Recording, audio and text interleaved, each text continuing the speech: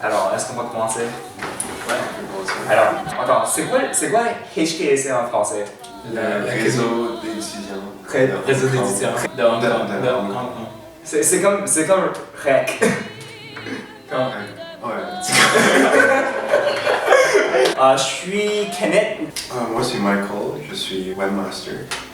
Moi, je suis Carmé, je suis le first year rep. Parce que la culture ici à Montréal et dehors, à Ontario et British Columbia, ça c'est très différent. Je me sens que la culture asiatique est aussi différente.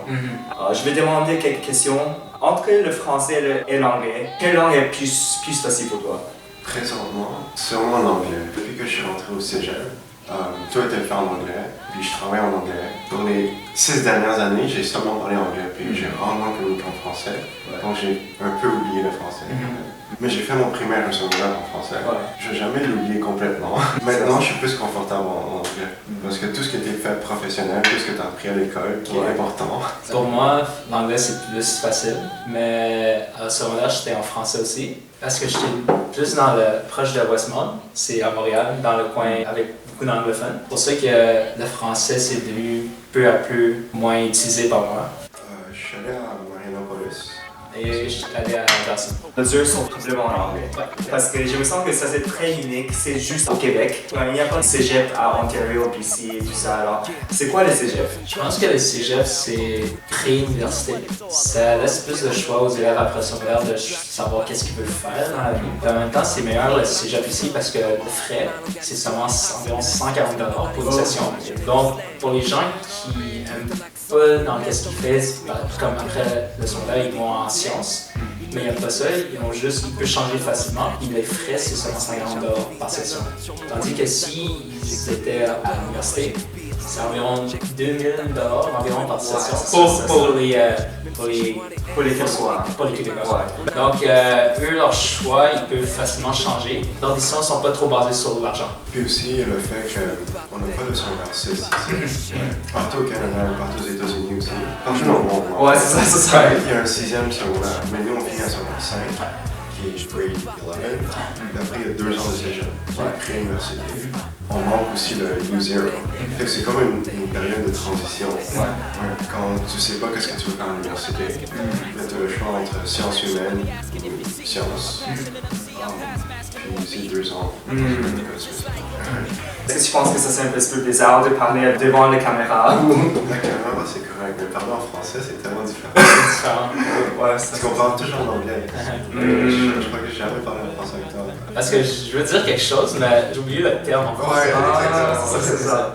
Quand j'ai commencé l'université ici, ça a été un petit peu une surprise parce que je pensais qu'à McGill, tout le monde peut parler en anglais et français. Mais j'ai dit, wow, ça c'est complètement anglophone parce qu'il n'y a pas beaucoup de gens qui peuvent parler français. Ça c'est Montréal, mais j'ai tellement pensé que McGill c'est comme un pays différent. Mais je pense qu'avec McGill, c'est beaucoup d'élèves internationaux. C'est pour ça, comparé à Concordia, ça va être plus des élèves de Québec. C'est pour ça que si à McGill, tu ne vas pas trouver tant de gens qui vont parler français. Parce que la plupart des élèves ne sont pas de Québec. Je crois que la proportion, c'est 50-50. C'est ça, puis je trouve. Parce que quand je vais dans les classes, je ne vais pas trouver tant de gens qui parlent de ça sans Québec.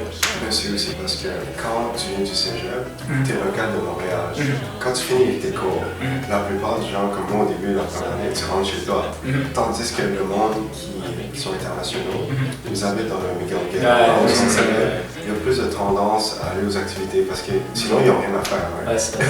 C'est pour ça que dans les clubs et tout ça, tu vois beaucoup plus d'étudiants hors du Québec. Michael m'a dit que quand il a joint le REC en premier, il était la seule personne de Montréal, right? Quand je suis rentré au REC, j'étais la seule personne de Montréal. Prochaine question, si je peux trouver la question. Quand je parle avec les étudiants asiatiques dehors du Québec, est-ce que tu sens qu'il y a des différences entre toi, les étudiants asiatiques aux États-Unis?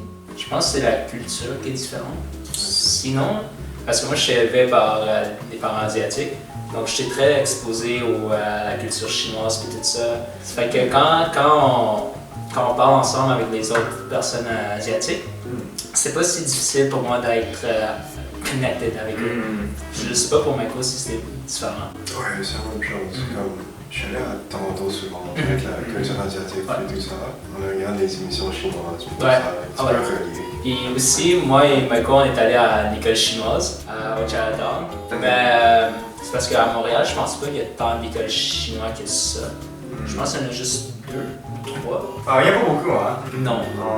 Surtout pour le cantonais, ça devient de moins en moins. Même à l'école qu'on allait, avant ils offraient des cours cantonais. Mais maintenant, puisqu'il n'y a pas assez d'élèves qui peuvent aller au cours cantonais, ils n'offrent plus de cours en cantonais, c'est seulement en mandarin maintenant. Donc si vous voulez apprendre le cantonais, vous pouvez venir aux classes. Parce que je suis un nouveau élève, puisque Michael vient juste de graduer. Puis j'aurais des questions pour lui, c'était comment être un élève de Montréal avec d'autres gens qui sont pas de Montréal. Comment c'était ton expérience et tout ça? Au début, Au début? la première année, la plupart de mes amis étaient encore du cégep. Okay. Tu parles un peu français, tu mixes un peu d'anglais parce que tous tes cours sont en anglais. Mais maintenant que je gradue, t'as quasiment oublié tout le français. Mais tu vois tes amis quand même. Ouais, tu vois tes amis quand même, mais avec l'habitude, puis avec l'habitude de parler en anglais avec tout le monde, tu commences à parler avec tout le monde, incluant le monde du cégep. Je sais pas, ça devient une habitude. Est-ce que c'était dur en tant que tel? Parce que tu étais français et les autres, la plupart des gens dans ta classe n'étaient pas vraiment parlaient pas français. Ouais, il y avait genre une barrière, comme tu pouvais savoir qui venait du Québec, puis qui venait pas du Québec dans ta classe. Mais à un moment donné, quand tu t'habitues, comme au début j'avais un accent québécois quand je parlais anglais. Ouais, comme en anglais, tu perds ton accent, tu te mélanges à tout le monde parce que tout le monde est à l'université. Mais au début c'était un choc. T'arrives à McGill, puis le monde te demande tu viens d'où? Puis je suis comme je viens de Montréal. Puis tu réalises pas qu'il y avait autant de monde international hors du Québec. C'est seulement quand tu viens à McGill, avant l'université, tout le monde vient de Montréal. Que tu étais asiatique ou non. Ça, c'est la dernière question. Qu'est-ce que signifie d'être québécois pour toi? C'est surtout pas de manger des poutines à chaque jour. T'as complètement agrandi ici au Québec, mais en même temps, t'es comme cantonais, t'es chinois aussi. Alors, comment tout le culture a mélangé ici à Montréal pour toi? C'est dur. Ça dépend des quartiers, j'en fais.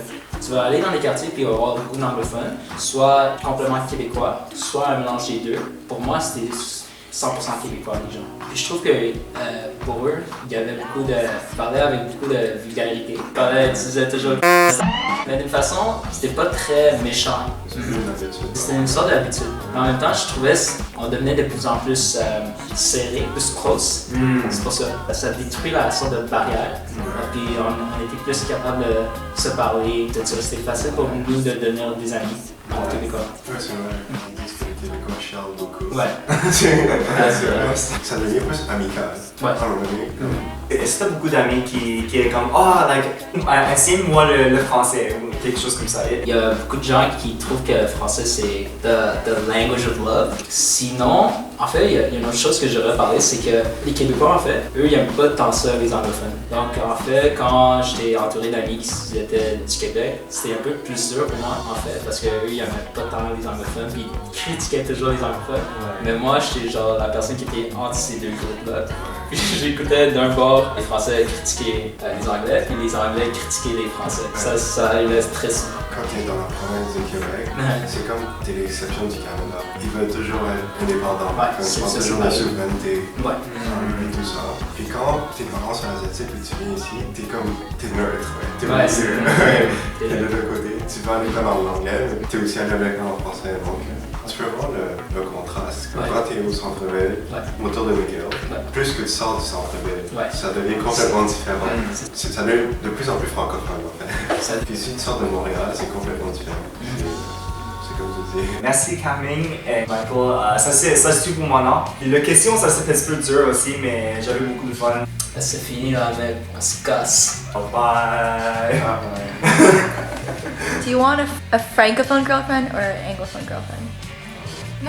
Oh. Est-ce que c'est mutuellement? Le vent souffle.